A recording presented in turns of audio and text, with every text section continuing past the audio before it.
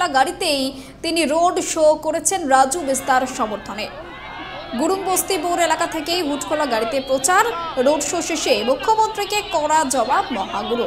নেতা অভিনেতা মিঠুন চক্রবর্তীকে দেখতে উপচে পড়া ভিড়। শিলিগুড়িতে রাজু বিস্তার সমর্থনে রোড শো করলেন মিঠুন চক্রবর্তী। গুরুংবস্তি বোর এলাকা থেকেই হুটখোলা গাড়িতে প্রচার সারলেন মহাগুরু। রোড শো শেষে মুখ্যমন্ত্রীকে কড়া জবাব মহাগুরুর। নেতা অভিনেতা মিঠুন চক্রবর্তীকে দেখতে উপচে পড়া ভিড়।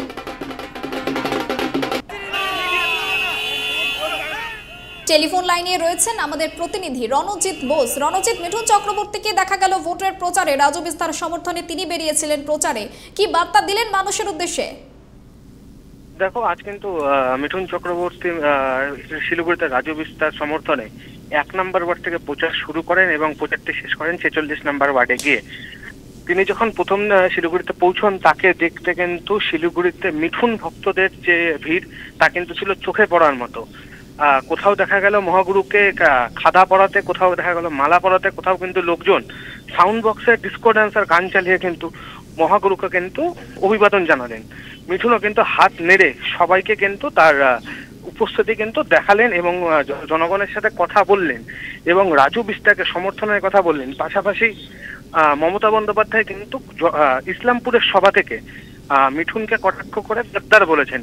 কিন্তু এই প্রসঙ্গে যখন মিঠুনকে আমরা প্রশ্ন করলাম, সেই সময় কিন্তু মিঠুন যেটা জানালেন যে তিনি গদ্দার নন, তিনি এদের সর্দার হয়ে কিন্তু তিনি পথ দেখাবেন এবং বিজেপি এইবার 400 যে লক্ষ্যমাত্রা দিয়েছেন প্রধানমন্ত্রী সেটিকে ছোবে এবং পাশাপাশি মানুষের হয়ে কাজ করবেন এবং যতবার যেখানে তাকে বিজেপি পাঠাবে মানুষের কাছে যাওয়ার জন্য, মানুষের হয়ে কাজ করার জন্য তিনি বদ্ধপরিকর কিন্তু জানালেন। একেবারে ধন্যবাদ রণজিৎ।